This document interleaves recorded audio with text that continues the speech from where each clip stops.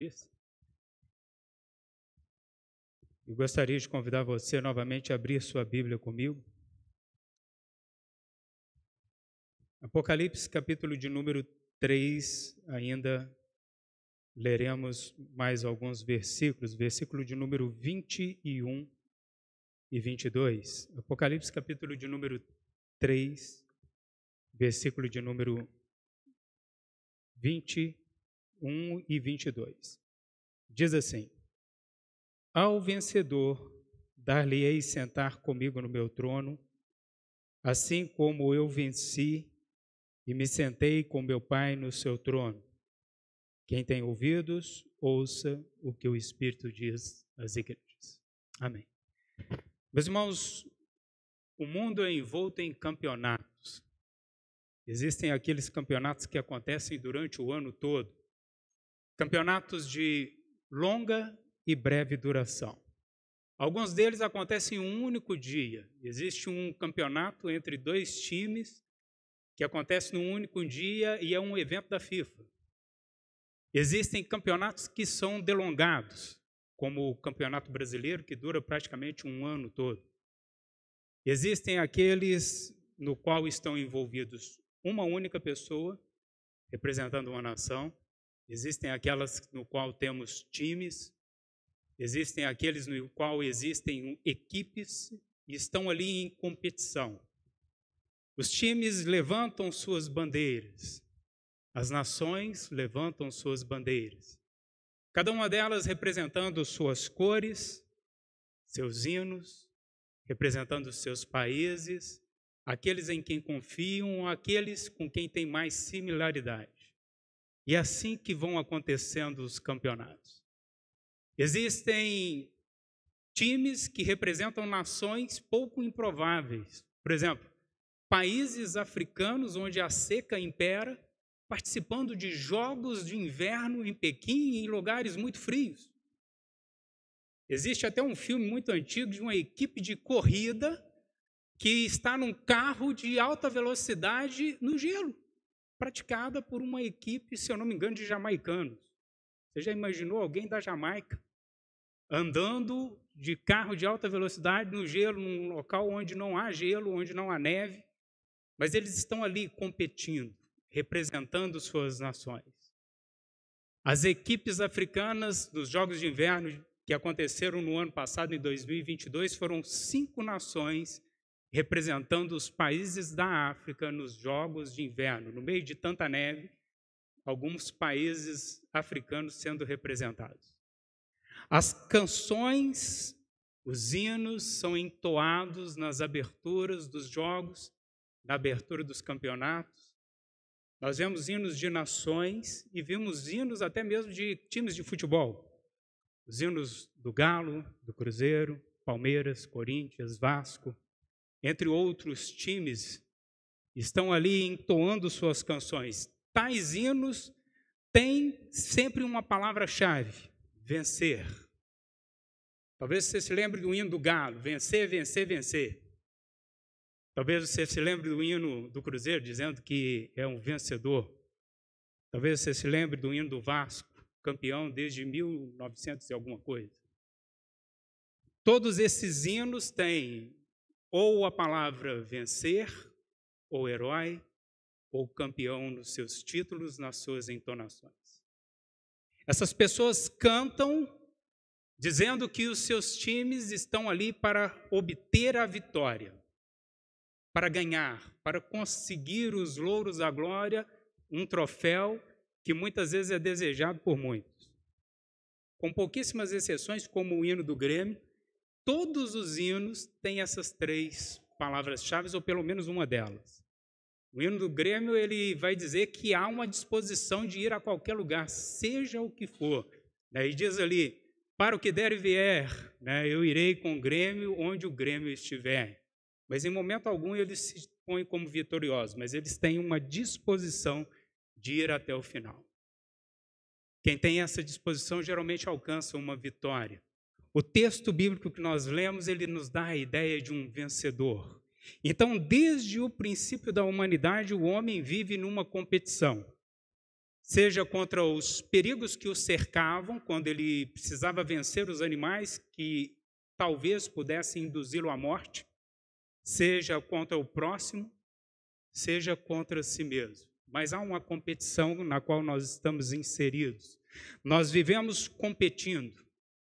A minha luta pode ser contra o outro, pode ser contra uma nação, contra uma equipe, mas pode ser uma luta solitária contra nós mesmos.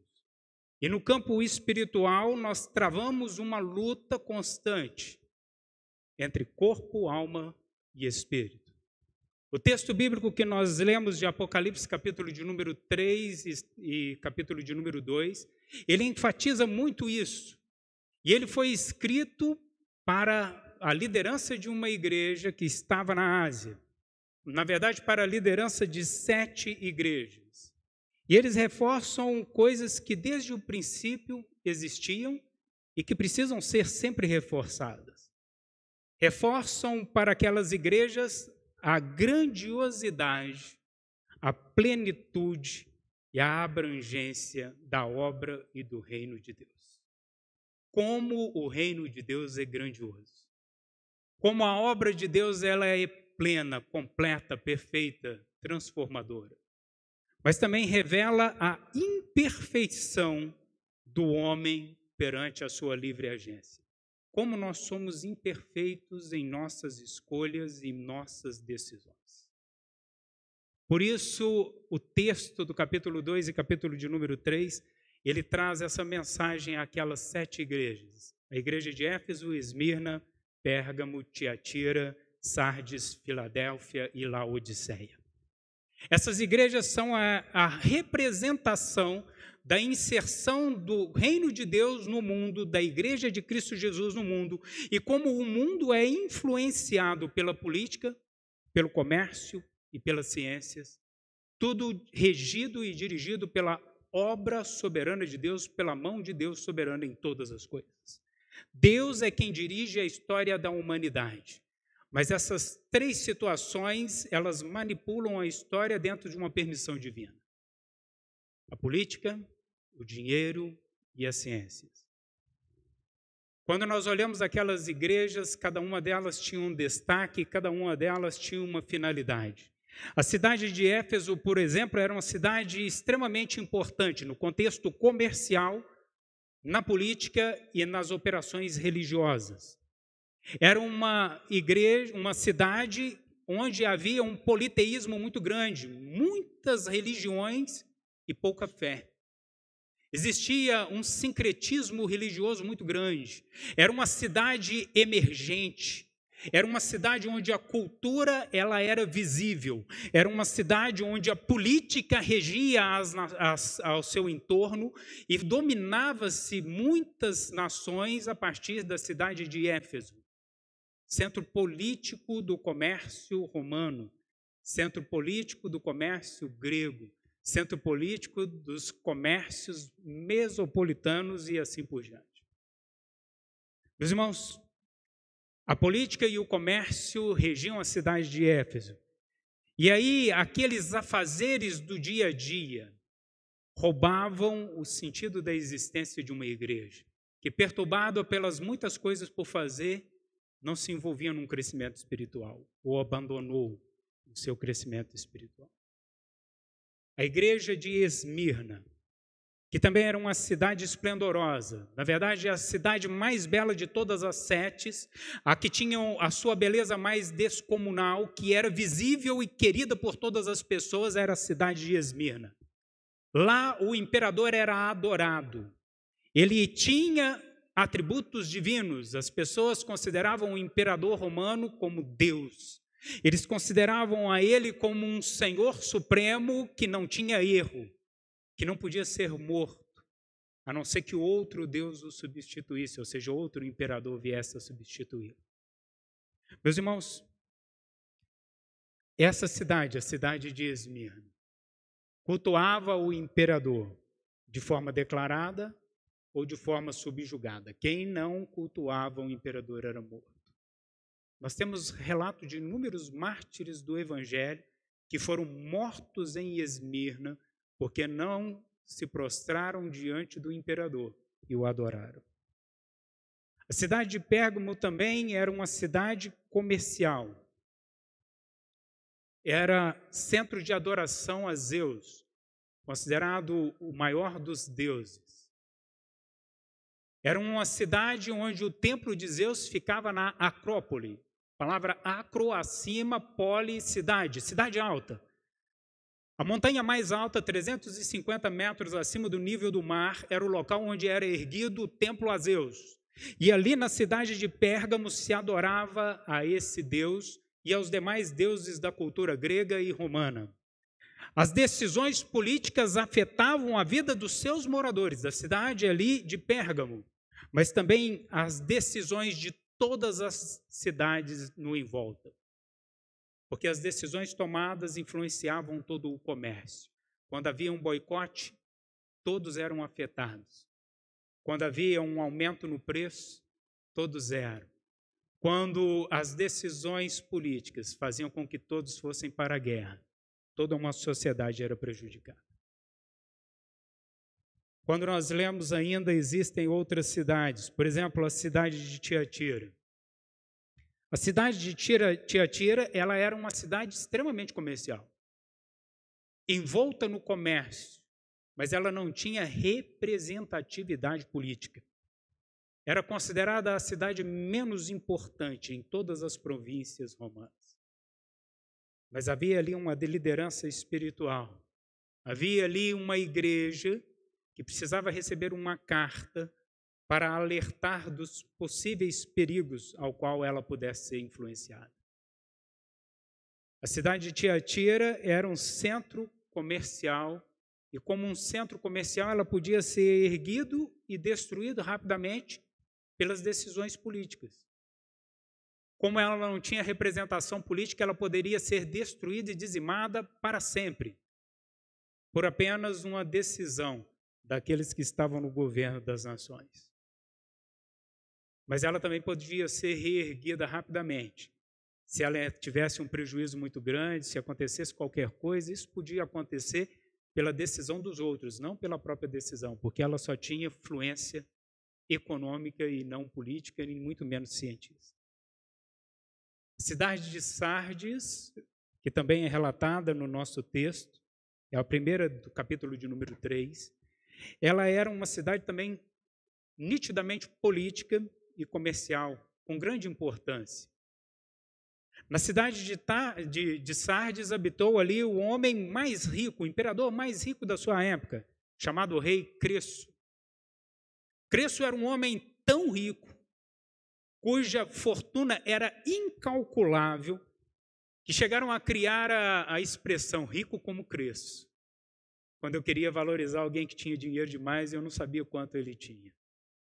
Então, se uma pessoa tinha muito dinheiro e ela queria ser valorizada, se dizia, olha, essa pessoa é rica, como Cresso. Ou seja, ninguém sabe como calcular, mas havia uma influência. Naquela época já existiam homens poderosos que governavam todo um mundo com seu dinheiro e sua influência. Cresso era um desses homens. E hoje nós temos inúmeros homens, inclusive alguns que são detetores de grande parte da fortuna ou do dinheiro mundial. Crê-se que menos de 1% da população é detentora da grande maioria da riqueza mundial. Você já imaginou isso? Quão poucas pessoas têm o domínio sobre muitas outras coisas? Por sua vez, a igreja de Filadélfia era uma igreja que tinha representação política. Era uma igreja forte e a cidade também era uma cidade forte politicamente. Essa representação política da igreja de Filadélfia e da cidade de Filadélfia permitia que ela fosse reerguida rapidamente. Em 17 depois de Cristo, houve o grande terremoto que destruiu inúmeras cidades da Ásia, inclusive a cidade de Filadélfia. Mas ela foi reerguida rapidamente. E a influência política que ela tinha fez com que o imperador a isentasse de impostos durante 5 anos, para que eles pudessem ter condições de reerguer a cidade. Por último, a cidade de Laodiceia era considerada o centro bancário da atividade humana. Era como se fosse a nossa Suíça dos tempos atuais.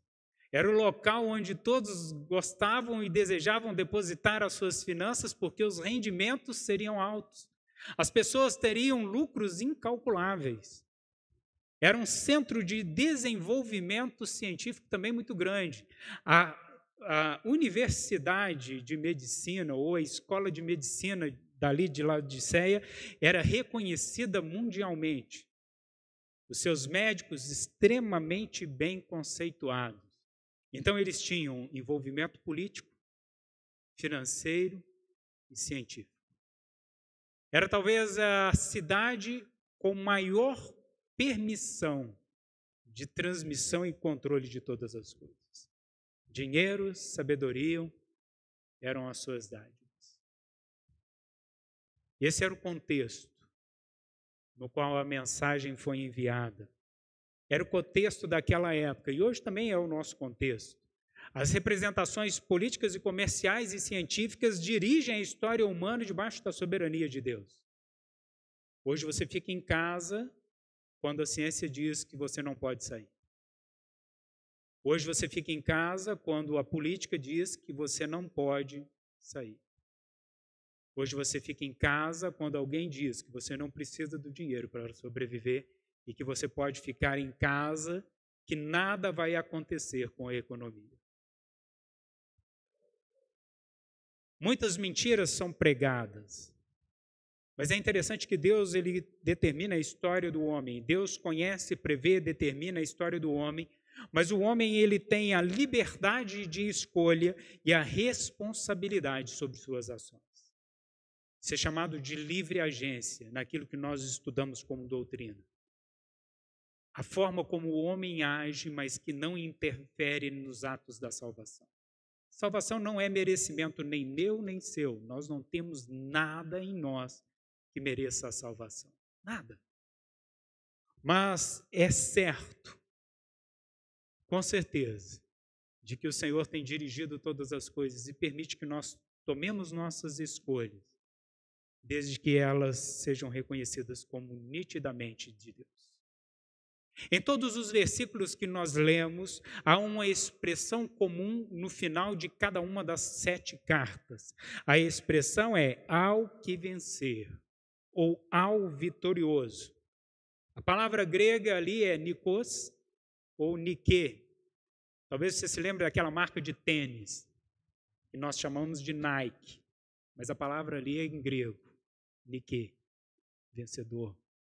É por isso que quando o cara calça aquele tênis, ele acha que vai conseguir correr mais do que todos, que ele vai ser o melhor jogador de futebol e assim por diante, porque ele está calçando algo que é pertencente a um vencedor. Na verdade, isso não tem influência nenhuma, mas há um significado. Essa palavra grega, nike, significa vencedor, significa conquistador, significa vitorioso. Significa aquele que tem meios para o sucesso na sua vida. Nike. Para alguém ser declarado vencedor, acima de tudo é necessário que haja um juiz, que haja uma autoridade que tenha suficiência para outorgar à pessoa a vitória.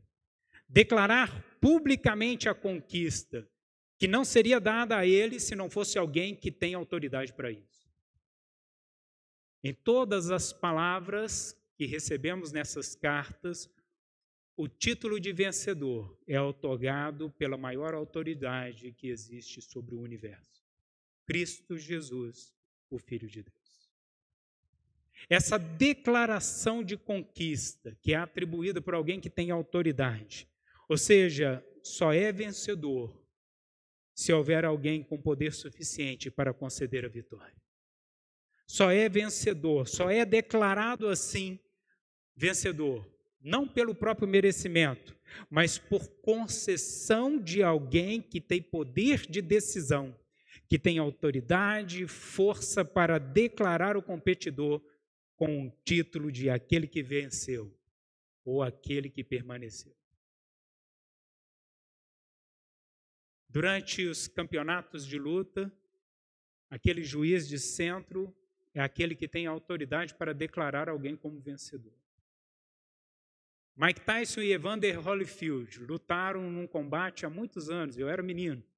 Fiquei até madrugada acordado para poder assistir aquele combate. E fiquei aterrorizado quando Mike Tyson mordeu a orelha de Evander Holyfield. Ele foi declarado vitorioso, Evander Holyfield. Não porque ele era o melhor, mas porque naquele momento uma autoridade superior declarou ele como sendo o vencedor daquela luta. Meus irmãos, quando nós ouvirmos ao que vencer em Apocalipse, não está dizendo que você tem merecimento nenhum, mas está dizendo que existe alguém acima de você que declarou você vencedor por causa da autoridade dele, não pelo seu merecimento ou por sua força. A autoridade é de Cristo, a força é dele, os méritos são dele.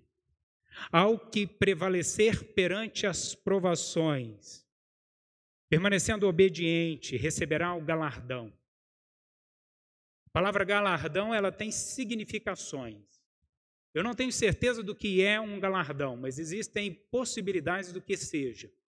Uma das primeiras possibilidades é que o galardão será um prêmio. Deus premiará alguém. Quando chegarmos na eternidade, Deus vai nos conceder um prêmio que não sabemos se é um troféu, se será uma medalha, não sabemos o que é, mas Deus vai conceder um prêmio aos seus servos. Há também a ideia de que serão coroas de glória que nós receberemos, mas que destinaremos a Cristo Jesus e depositaremos aos seus pés. Há a possibilidade de que o galardão seja você governando juntamente com Cristo, seja numa rua, num quarteirão da Nova Jerusalém, num bairro, talvez em toda ela juntamente com Cristo Jesus. E existe uma última possibilidade que é a que eu acredito, que quanto mais intimidade você teve com Deus aqui na terra, mais intimidade você terá com Ele nos céus. Esse será o seu galardão. Meus irmãos, as opções de galardão, na verdade, não nos isentam das dificuldades. As promessas que são narradas na Bíblia, e especialmente em Apocalipse, elas são condicionais. Condicionais à atitude de um cristão fiel, permanecer obediente mesmo perante as ameaças de morte e de agressão. Com certeza, todos os eleitos de Deus vencerão e viverão com Ele, isso é certeza. Mas nem todos alcançarão o mesmo patamar espiritual nessa vida, e tampouco farão as mesmas obras nela, ou mesmo terão o mesmo padrão junto aos céus, junto ao Senhor. A ênfase é a vitória em meio à tribulação, em meio ao sofrimento, em meio à existência de dor, culpa e morte. Ela é visível. É saber que o que fazer perante o sofrimento que é inevitável. Eu não posso evitar o sofrimento. Então, o que eu vou fazer desse sofrimento? Não é buscar sofrer. Você não precisa ser masoquista. Você não precisa buscar sofrimento. Você não precisa se punir. Você não precisa se mutilar, se martirizar para que você tenha salvação, para que você seja vitorioso. Nada disso. Mas é saber como me portar diante de um sofrimento que vai acontecer e ter um motivo para a vida, mesmo diante da dor, da culpa, da morte, mesmo diante do sofrimento, é ter um sentido para viver. Agora nós precisamos atentar para as promessas, isso é que é importante para nós nessas cartas. Quais são as promessas dadas que são declaradas àquele que for prevalecedor ou que prevalecer até o final? No verso de número 7 do capítulo de número 2, diz assim: quem tem ouvidos, ouça que o Espírito diz às igrejas. Ao vencedor dar-lhe-ei que se alimente da árvore da vida que se encontra no paraíso de Deus.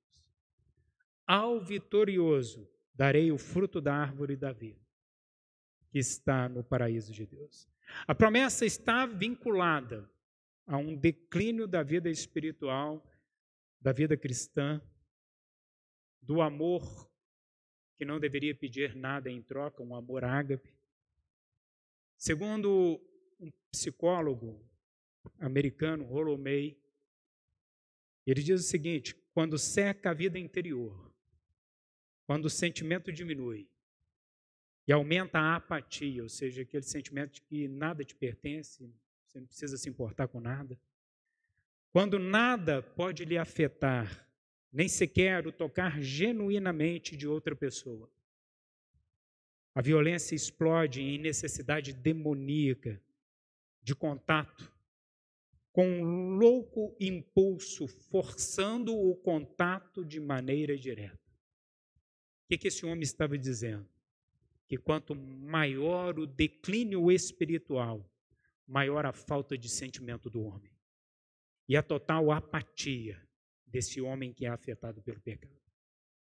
Mesmo sendo um psicólogo, ele entendia que o afastamento daquilo que é espiritual faz com que o homem tenha um declínio da sua vida. Meus irmãos, a promessa é dada e é uma promessa de intimidade espiritual. Ao que vencer, no verso de número 7, dar-lhe-ei que se alimente da árvore da vida. A promessa é uma promessa de restauração da comunhão que outrora fora perdida por causa da queda, por causa do pecado. É a restauração da intimidade com Deus. Deus nos promete que aquele que vencer pelo atributo de Cristo terá intimidade restaurada com Deus. Isso é motivo de grande gratidão. Mas o verso de número 11 também nos diz da seguinte maneira: quem tem ouvidos, ouça o que o Espírito diz às igrejas. O vencedor de nenhum modo sofrerá dano da segunda morte. Meus irmãos, a brevidade do sofrimento humano não se compara à grandiosidade da eternidade ao lado de Deus. Paulo mesmo diz isso. A nossa breve e momentânea tribulação trará sobre nós eterno peso de glória. Por mais que você viva nessa terra, você nunca alcançará mais do que 120 e poucos anos, ou 130 e poucos anos nessa terra. Isso é um breve momento se comparado a toda uma eternidade. Porque a eternidade está destinada aos servos de Deus. A grandiosidade da eternidade ao lado do Senhor. Naquele tempo era costume a coroação com louros entre os gregos e romanos para aqueles que eram vitoriosos nos esportes chamados olímpicos. Mas aquela coroa de louros, ela tinha uma brevidade. Uma coroa de folhas não dura eternamente.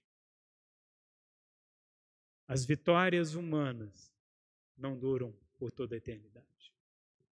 Na verdade, o homem está fadado ao esquecimento.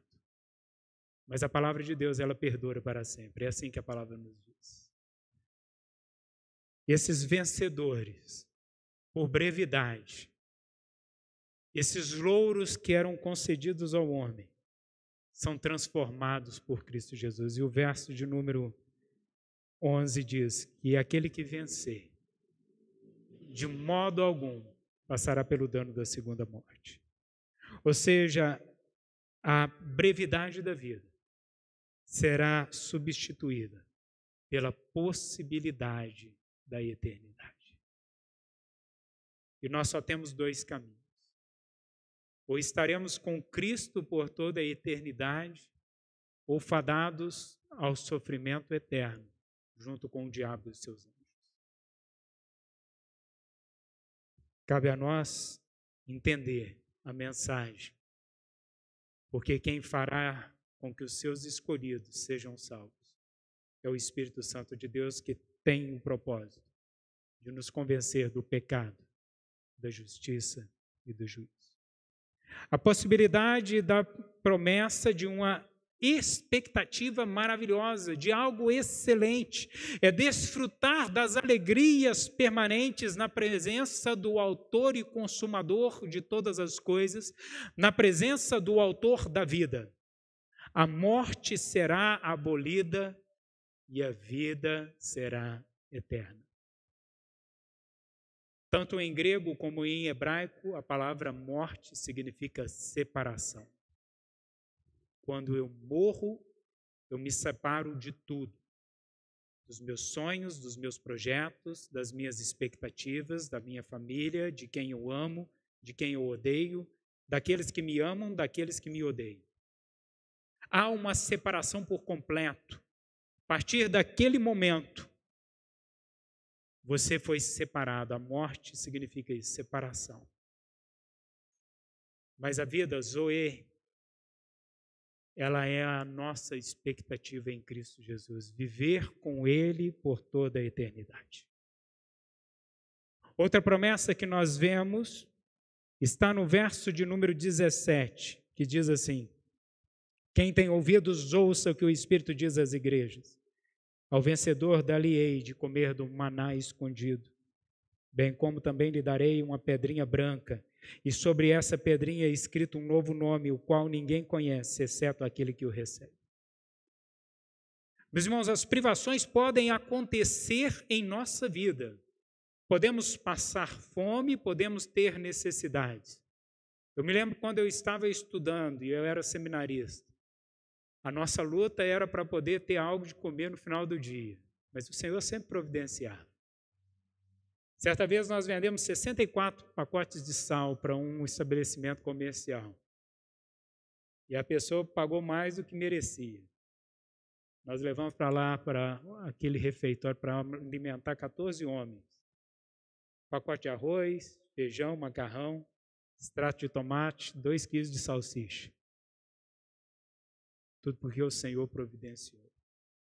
Mesmo passando por privações, mesmo passando por sofrimentos, porque nós não estamos isentos do sofrimento, mas nós temos a responsabilidade de significar o nosso sofrimento diante das adversidades.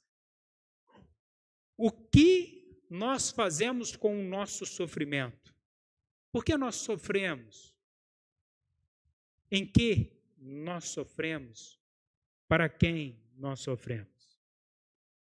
Quando o sofrimento é inevitável, nós precisamos saber como significá-lo, como conceder um sentido. A promessa está ligada à certeza de um alimento espiritual e sobrenatural permanente. O próprio Cristo Jesus, o maná que desceu dos céus, é Ele quem será aquele que vai nos abastecer, que vai nos sustentar. Não teremos fome, não teremos necessidade. Teremos sim a certeza de que seremos abastecidos e alimentados pelo poder do Deus Altíssimo. A isenção do sofrimento vai acontecer um dia. E essa isenção do sofrimento nesse texto é atribuída àquela pedrinha branca.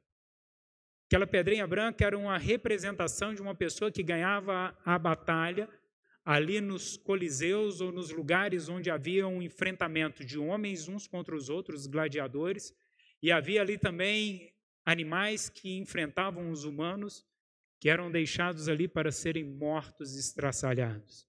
Então aquele vitorioso recebia uma pedrinha branca, com o seu nome gravado nela, e essa pedrinha dizia e representava que ele nunca mais deveria passar por aquele sofrimento, que ele nunca mais precisaria ser colocado frente à morte, que ele nunca mais teria necessidade alguma, mas que agora ele estava livre.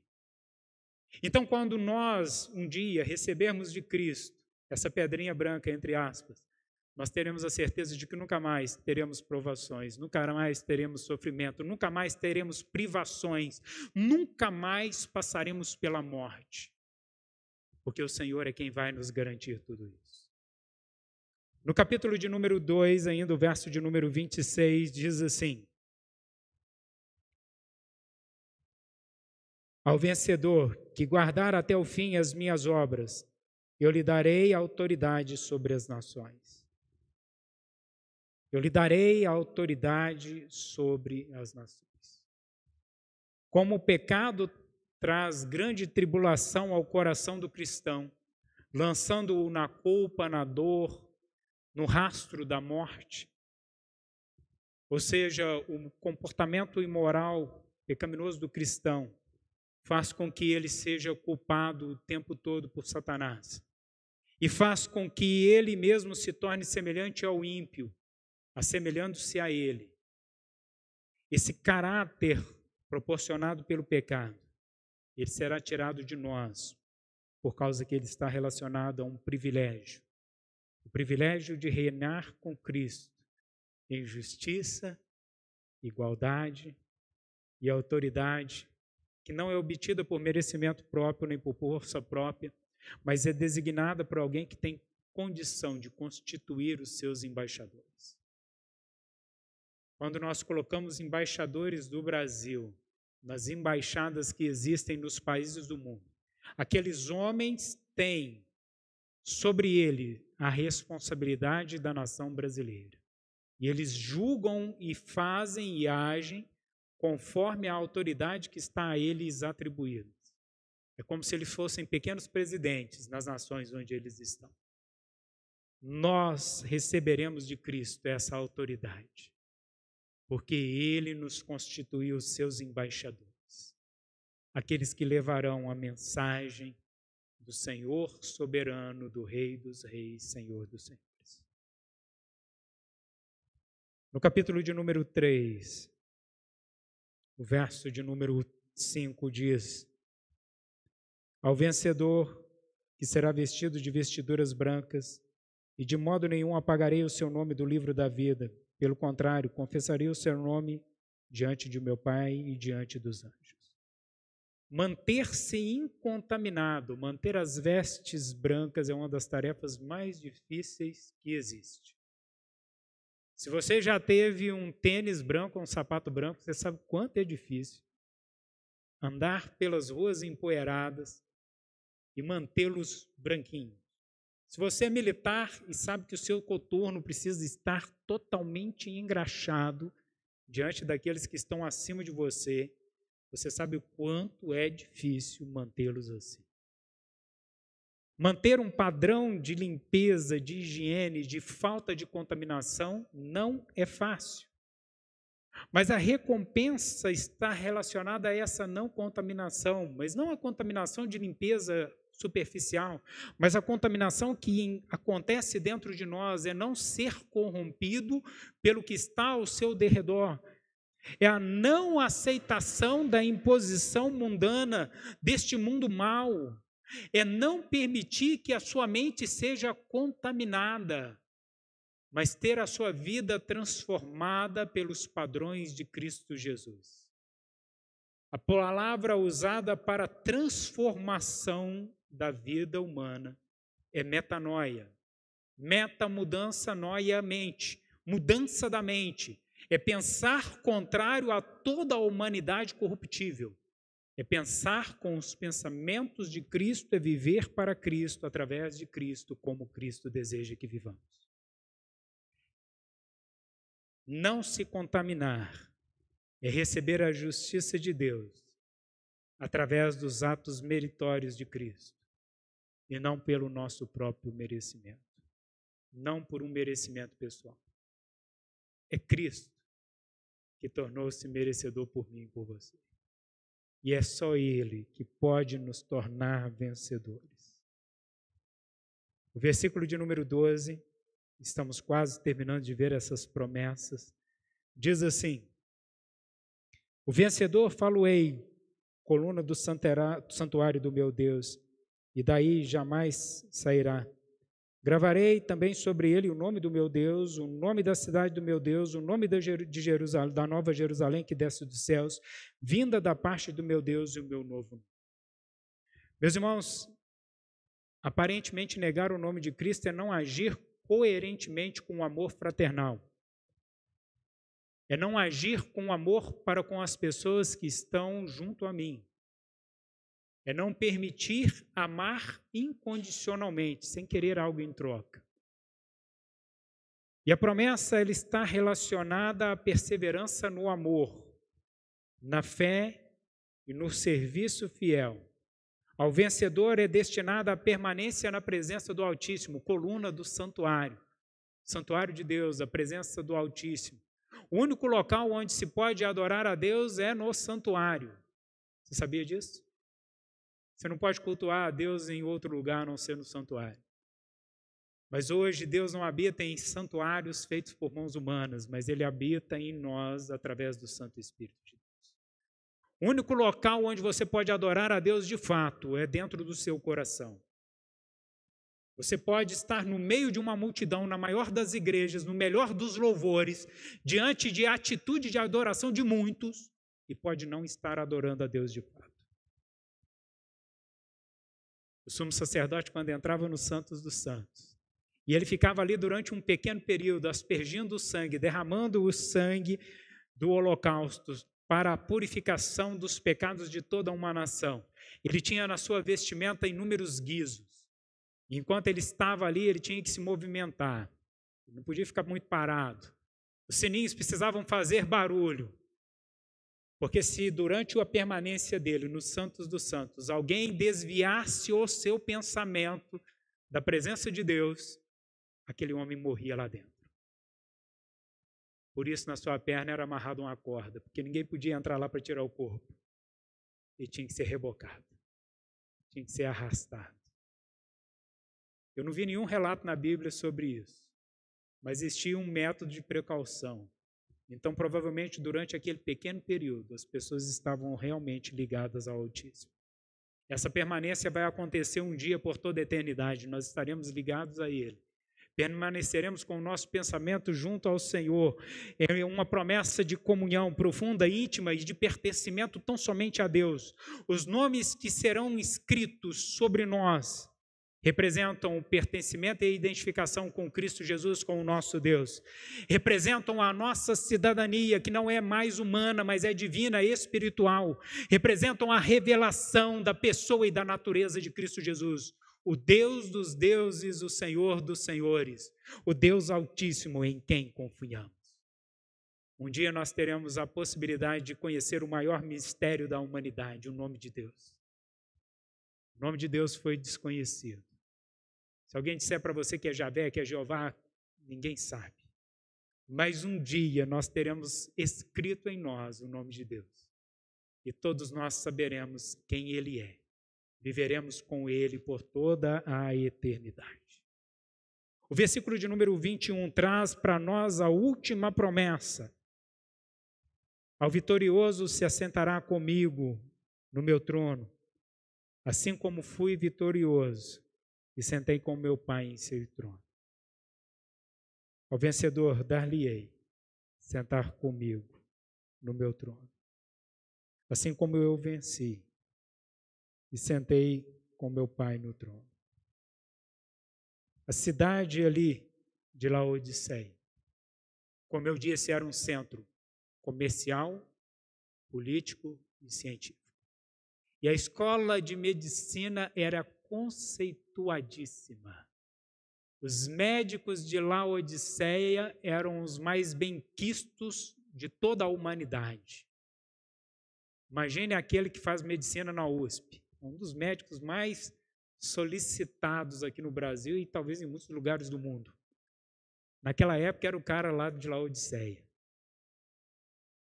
E aqueles médicos, eles tinham aplicações medicinais para a água. A água no seu estado quente ou no seu estado frio. No estado natural era o estado que se toma, temperatura ambiente.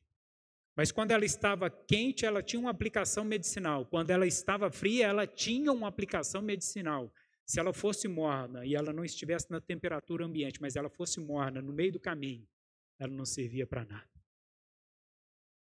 Meus irmãos, claramente o Senhor está falando que Ele rejeita as tentativas superficiais, apáticas do cristão, de homens e mulheres mornos, sem finalidade, sem diferenciação do mundo, sem vida de adoração. O Senhor abomina aquele que não faz diferença, seja frio ou quente. Mas nós precisamos fazer essa diferenciação, e a promessa está relacionada à alegria da experiência da vitória de Cristo. A sua vitória sobre a morte, sobre o pecado e sobre Satanás. É a possibilidade de um dia compartilhar da herança com Cristo Jesus, tornando-nos co-herdeiros com Ele, tendo a autoridade recebida dEle para assentarmos com Ele no trono e governar juntamente a Cristo. Todas essas são as promessas que são relacionadas a nós. Mesmo que o mundo seja dominado pela política, pelo dinheiro ou pela ciência, existe aquele que domina toda a história da humanidade e influencia todas as coisas, que é Cristo Jesus. Meus irmãos, a vitória é nossa em Cristo, não por merecimento próprio. A vitória é dele, ela é outorgada por Cristo. O merecimento é de Cristo, tão somente dele. Não importa o que nós fizermos, não importa o que os regentes deste mundo mal façam. Eles não têm o poder de dirigir a história, porque a história da humanidade está nas mãos de Cristo Jesus. É o Senhor quem dirige a política, a economia, a ciência. O importante para nós é permanecer em Cristo, porque segundo a sua autoridade, um dia nós receberemos o título de mais que vencedores em Cristo Jesus. Gostaria de convidar você a fechar os seus olhos. Eu quero orar com você. As igrejas que estavam na Ásia, as 7 igrejas, elas são representantes da Igreja de Cristo em todo o mundo. São representantes da soberania de Deus, da sua perfeição, da obra perfeita do Senhor na terra. São representantes da imperfeição humana, da nossa falabilidade, de como somos falhos.